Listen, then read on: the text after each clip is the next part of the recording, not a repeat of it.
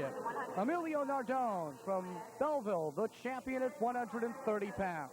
A lot of people say once you get what you want, you don't want it again that bad. You've already had a taste of it, but say it's tough to repeat. But I don't know, with the help of the Monacos and my coaches back at school and my family, I just stood hungry as I could. I just pushed every day.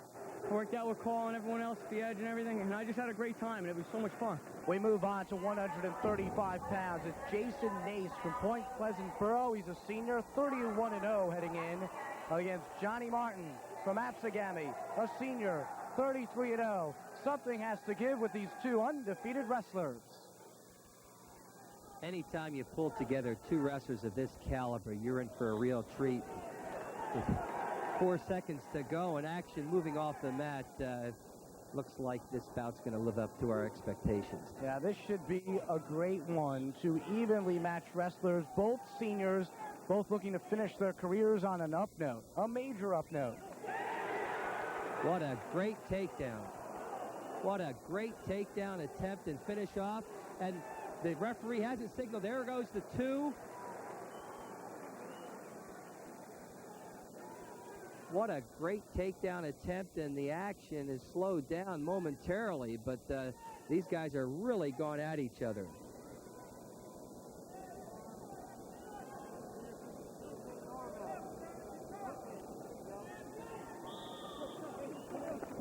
Jason Nace, 31-0. And Nace picks up a point there, and now he trails 2-1. So that's Johnny Martin. Another takedown attempt off the mat. Tough to tell on your screens, but there's Nace using the black uniform, and in the brown uniform, that's Martin. Martin from Absegami just scored a beautiful takedown shot. The referee is signaling no takedown yet. Can he finish it? Yes, two takedown. So Johnny Martin now ahead 4-1 here. A lot of action early on, first period at 135 pounds. Martin, a two-time Region 8 champion, 122 career wins. Just an incredible total.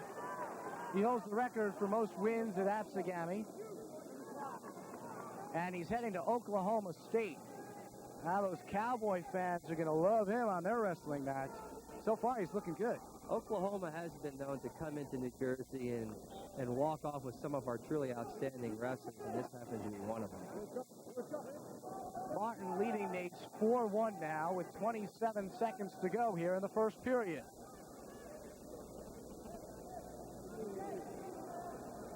Martin's in pretty good position with that single leg control.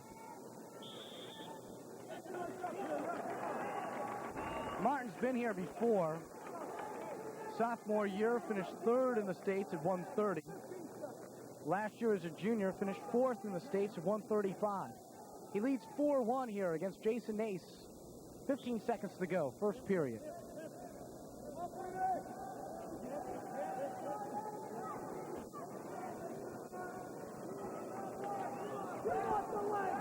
There's one. That was an important escape on Jason Nace's part. Brings the bout within one takedown away from tying it up. Going into the second period down 3 points, you've got limited possibilities, and this really enhances his chance to get back in this match. A wild first period of action, and Johnny Martin from Absegami with the lead over Jason Nace 4-2. Martin, the wrestler, on top. Nace looking again for the escape to pick up a point and narrow the gap to a 1-point margin. Johnny Martin really pouring it on here in the second period of the 135-pound finals. You can see it in their eyes. This is intense at its top level. Just to make it to a state crown, the pressure that's involved. Everybody expecting so much, and the wrestlers expecting so much of themselves. The situation for Jason Nace, if he gets out this period, That'll make it a 1-point bout going in the last period, and the action is a long way from being over, but we should see some action pick up once he gets it back up on his feet. Nace trying to escape. Trailing 4-2, 1:25 to go. Second period. Jason Nace coming in 31-0. There's a 2-point reversal right at the edge of the mat, and what a move. Tremendous move for Jason Nace to even things up at 4 apiece.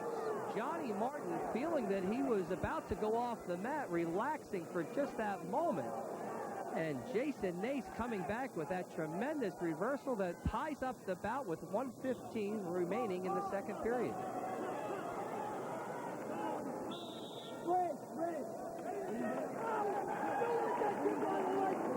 Referee calling stalling on red, and I'm not sure, with only 3 seconds to maneuver, whether that call was justified, but in any case, we've got a stalling warning, and it's obvious that these referees want to see action. Well, the stalling warning on red, that means the stalling warning goes to Jason Nace. Not bringing his opponent down to the mat. Johnny Martin coming up to his feet. It's a responsibility of the top wrestler to bring that opponent back down to the mat. If there's no attempt made, it's usually between 4 and 5 seconds, then the referee will call a stalling call. Martin throws his hands up in disgust.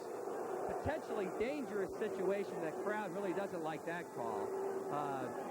Johnny Martin almost coming around for a 2-point reversal, but the maneuver being stopped with the potentially dangerous call, the knee twisting beyond its normal range of motion. The escape from Martin. He now leads 5-4. Nace, though, back to work. 50 seconds to go. Second period.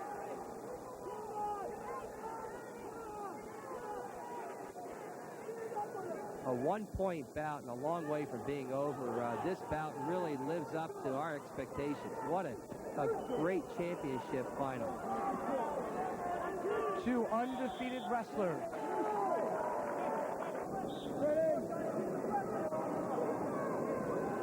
There's another takedown attempt. A great counter by Jason Nace. Can he hold on? They're wrestling over the line, and action goes out of bounds with 16 seconds remaining. No control was established, so they head back to the center. 5-4. Martin over Nace.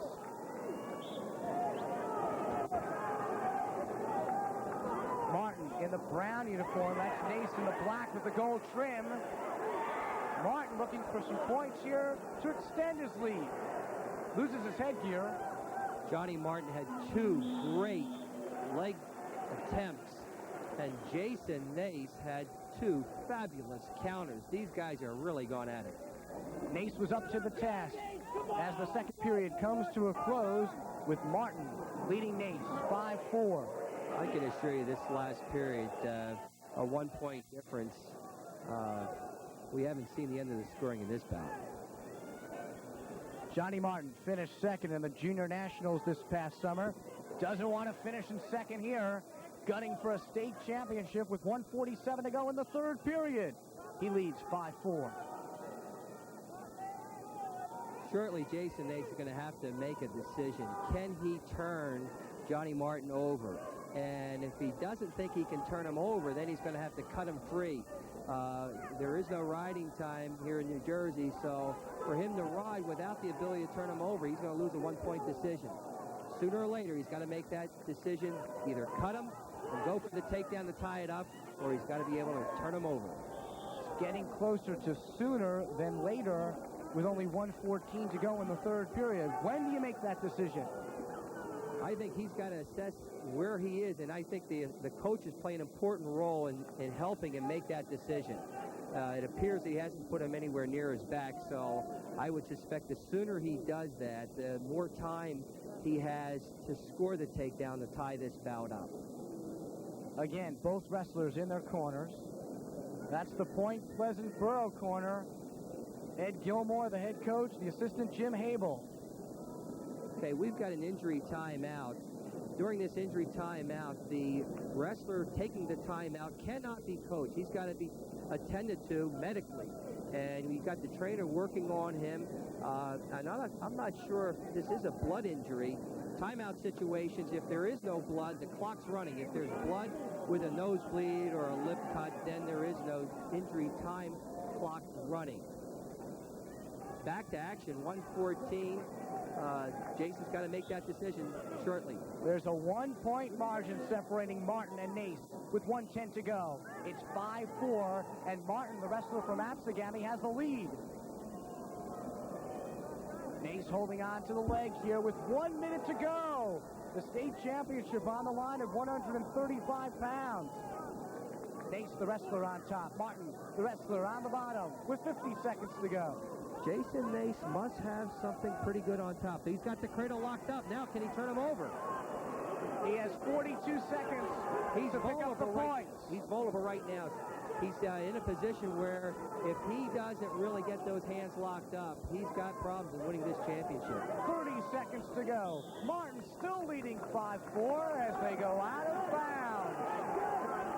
Both wrestlers undefeated. Something's got to give. There it is. Coach is telling him, let him go.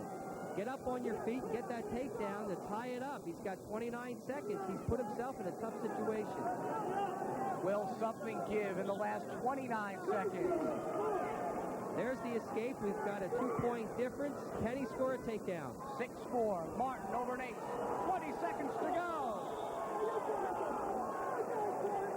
We've got a stalling call. Referee signifying Johnny Martin is backing up. He's got to stand right in there, stay his ground, and not stall, not run. Down to the wire we go with 15 seconds. Martin over Nace at 135 pounds. 6-4. Here we go. Martin making a deep shot. Jason coming around, making a counter shot.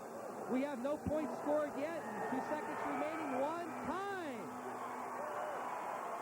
Johnny Martin, what a bout. Incredible. Right down to the final second. Johnny Martin did the flip.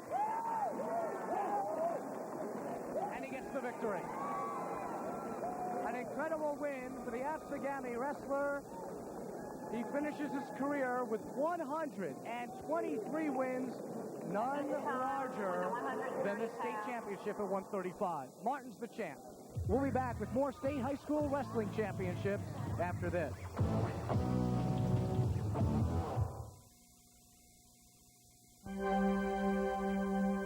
They said he had about a 40% chance of making it through the operation, but even if he should make it through the operation, they couldn't tell whether he'd live after that or not. When they first came out, he says, so far, so good. And they just said the next 72 hours will really show how he's going to do. And he did fine. I have great confidence in that hospital. With a newly constructed Good Sense home, you get more than energy efficiency. You get savings and quality built right into your windows, floors, water heating, air conditioning, and into all the qualities of an energy-efficient Good Sense home. At JCP&L, we know it takes more than hammers and nails to achieve comfort and savings. It takes good sense. Look for the Good Sense sign on your next new home. JCP&L, the Power Plus company. At 140 pounds for the state championship, John LaScala from Montville, a senior, goes at it. 29-2 on the year. He'll take on Francis Dunn from Boonton. 28-0 on the year. He's a senior. The officials on the mat for this 140-pound bout, Tony Tapachino and Vinny Russo. 1:52 to go, second period. And the wrestler from Boonton, Francis Dunn, has a 1-0 lead over John LaScala. LaScala's in the green uniform with the white trim, and that's Dunn in the black with the red trim. Incredible story how these two have found the road to the final. Hey, the road from Boonton to Montville, take Main Street, it turns into Breland Avenue, and then head down to River Road. And you make that trip, a 2.5-mile trip from Boonton High School to Montville High School. And here we are in Atlantic City. meeting in the finals of the 92 New Jersey State High School Wrestling Championships. And what a road it has been for both these wrestlers right throughout the year. For Dunn, he's undefeated. Lascala has lost twice. 1:12 to go, second period. Dunn with the lead over Lascala, 1-0. We've got green called for stalling again.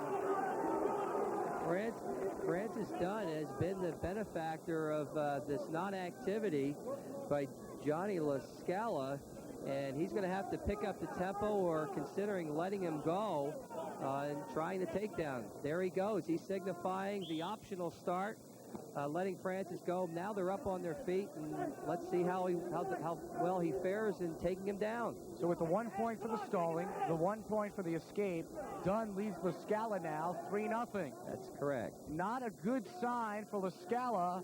Dunn has only given up 9 points this year in 27 matches. 44 seconds to go, second period. They're starting to pick up the tempo. And John Lascala has got to really stay in there and show some activity, having been hit for stalling twice, giving 2 points away. If the name Dunn rings familiar to the wrestling fans around the state, Francis's brother Ed placed 4th in the States in '86, 6th in the States in 1990. 15 seconds to go, second period, and Francis Dunn has a 3-0 lead.